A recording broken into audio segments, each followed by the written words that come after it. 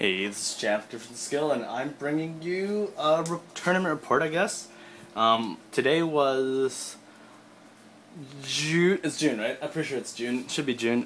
June 13th, 2013. Yes, and today was the pre-release for M14 for Magic. Yes, it's a Magic video, so whoever doesn't care, you may kindly sign out if you so desire. But for any reason. It's just a tournament report real quick. Not really real quick. We got home early because we were all just really tired, so we all decided to leave.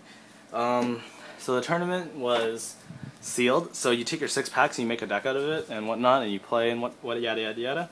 So, yeah, it was pretty fun.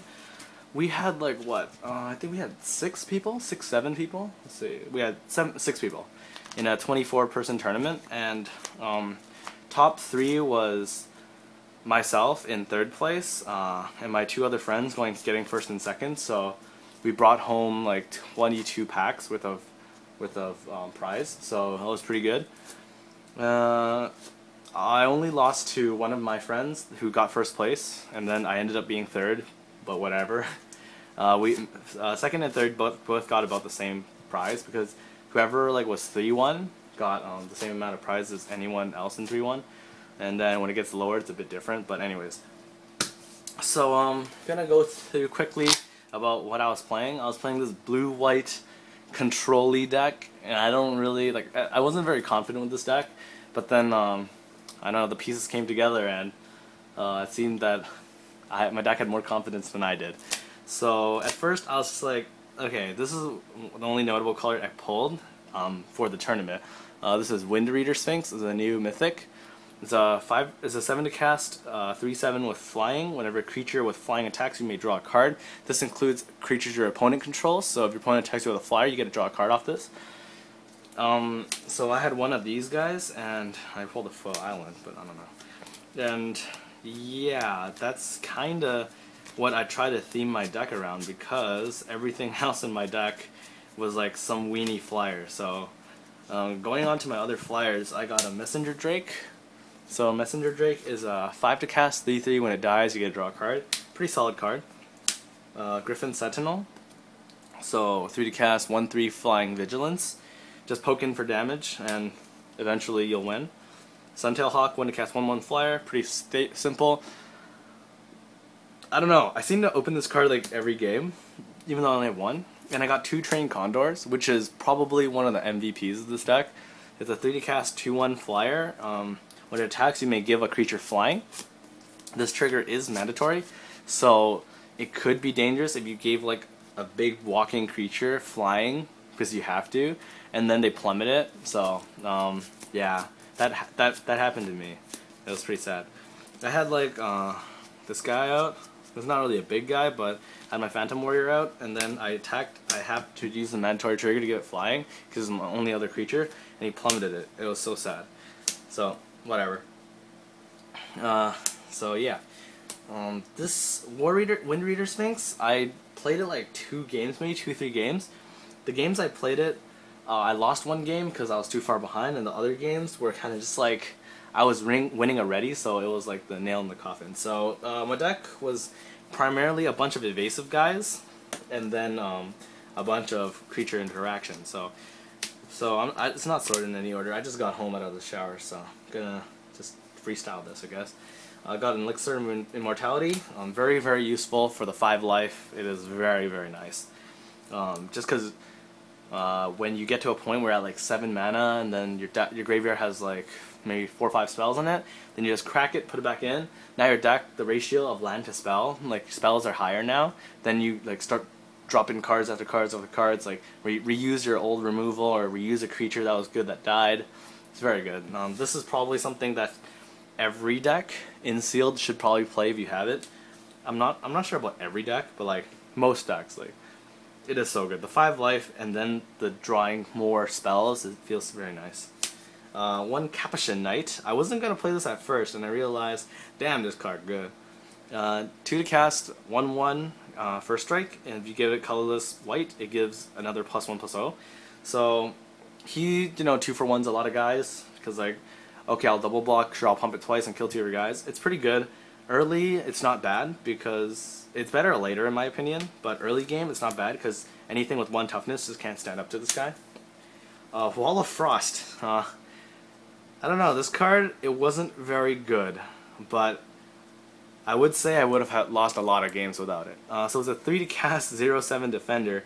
When Wall of Frost blocks a creature, that creature does not untap during its controller's untap step. Obviously this does not interact with Vigilance, so that was a problem, but otherwise I just blocked things and just stalled out. It gave me a lot of time, but eventually I kind of just died. Shimmering Grotto, whatever. I didn't even want to play that. I didn't need it at all. In fact, another Plains would have been much better. Now onto my enchantments, which I'll go look for quickly. I know I have 5. So I opened 2 Sensory Deprivation. So kind of creepy looking card, a guy with his eyes and mouth stitched together. Enchant creature. Enchanted creature gets gets -3/-0. So basically -3 power, and then this causes a lot of things to just either stay on blocking duty or they can't block. They don't want to block it because basically I'm trading them my Sensory Deprivation for their creature, which at that point makes this card pretty valuable. So this card was very good.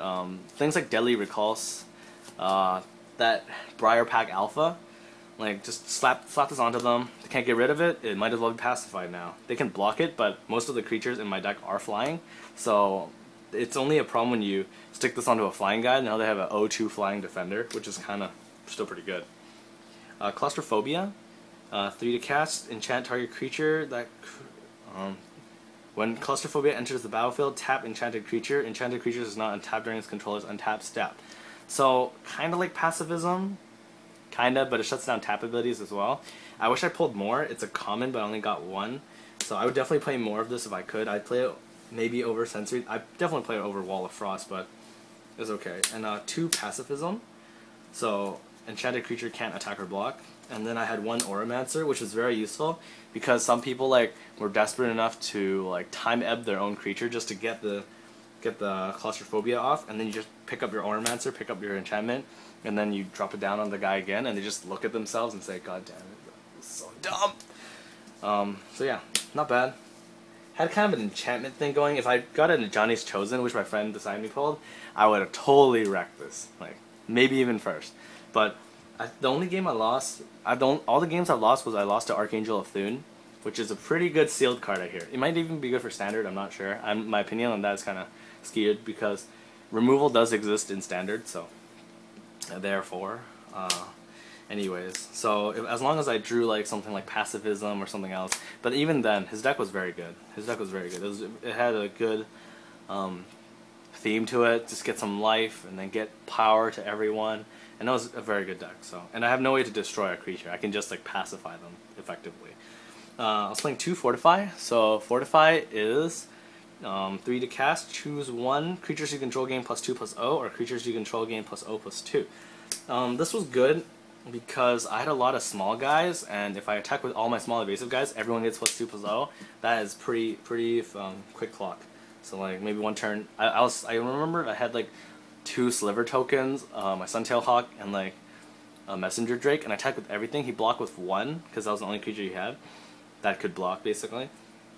And I went +2/+0 and I left him at 1, and then the game from there I just killed him. So pretty decent. I was about to take it out, but then I realized nah, this is pretty good. 1 cancel came in very useful, very useful. Simply put, counter target spell. So 1 Master of Diversion, not really kind of like an invasive guy. He makes it so that they have to keep 2 creatures up if they want to block Master of Diversion, and then you pacify one of them, you attack, you tap down the other guy, and then they get really mad. So this was a very good card in my deck because of how it felt. It wove together. And of course, I took out all the land because who cares about that. 1 Staff of the Mind Magus. Now, at first when I pulled it, I was like, this card is shit. I played Duels 2014, so I know about all the stabs and how this whole format already. But then I was like,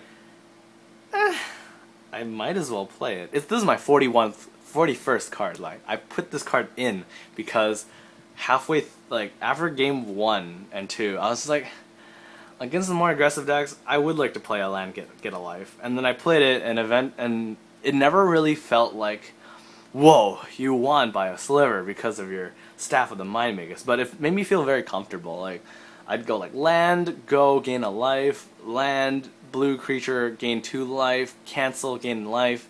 So it felt pretty good.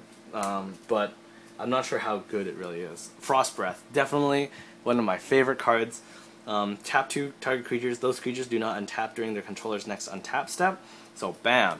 So when they go enter combat, tap those 2 down. Next turn they don't get to attack with them, and then you get attack back, and it's fine because they don't get to, like, basically they go entering combat. You tap the 2 guys, and then on your turn you attack, like with all your guys, because like the 2 guys will not untap on the opponent's next turn, so you can't even like alpha strike you back. And next turn you're ready for them again. It's so good. One of my friends opened 3, and he wasn't playing any of them. I was like, dude, what the fuck are you smoking? So anyways, that's a different story. And I got Divination, draw 2 cards, and a Phantom Warrior. 2/2 unblockable for 3. So that's my deck. Holy crap, it's been 11 minutes. Sure, I'll just keep going, whatever. So I opened 6 packs for the sealed, and I won 6 packs and got 1 random draw pack, so whatever. So I basically took out all the cards that were actually worth anything. These are just sliver tokens, I just like them, and some dragon tokens. This is just all the rares and stuff I want to keep. So I got Dark Prophecy, Isolated Chapel, Scourge of Valakas. I have no idea if it's any good. I actually haven't read it before, so if I have to cast Flying Dragon 4/4, whenever Scourge of Valakas or another dragon enters the battlefield under your control, it deals X damage to target creature or player where X is the number of dragons you control. Okay, this card is pretty bad and has fire breathing. Oh my god, this card is so, like, if you just play this card, it deals 1 damage to target creature or player. Congratulations, this card is trash. Unless someone can prove me wrong. Because my friends, they pulled Chandras, they pulled Mutavaults, they pulled Archangels, and I'm just like, well, I got 2 shitty mythics, so whatever. Elvish Mystic, whatever. I got a Shiny Smelt and a Shiny Corrupt. Those are nice. Sanguine Bond. Awaken the Ancient. Planar Cleansing, this is pretty good. Daruk's Horde, eh. Tidebinder Mage apparently is good. Will be good in Legacy, so keep this on me. Banisher Priest, Opportunity. This was my friend's, I just took it from him. Elemental Token. These are not from the thing. Megantic Sliver was the promo you got. It looks pretty nice. So, Into the Wilds. I like this card. Vastwood Hydra, another Elfish Mystic. Oath of the Wild Ancients, Fog, whatever. Sanguine Bond, another Elfish Mystic. 2 Wolf Tokens, another Fog, a Viper, and Pay No Heed. So overall, I didn't do, like, I did good, but I didn't pull good. So my friends are just like, herder. And then like one guy who got like 2/1/1. He opened, this was part of our little group, I guess you could say, our team, so to speak. And then he got a random draw for a Modern Masters pack, and they pulled the Voice of the Chalice of the Void, and I was like, I am salty, because it was like a $20 card. So whatever. Overall, I had fun, so close enough. And so yeah, that's my tournament report. I will, and for anyone who wants to see me play Vanguard and is still watching this, I don't know, like 13-minute video, yeah, it's gonna happen soon. Next Saturday I will be going to the team tournament that is not hosted by me for once, thank God.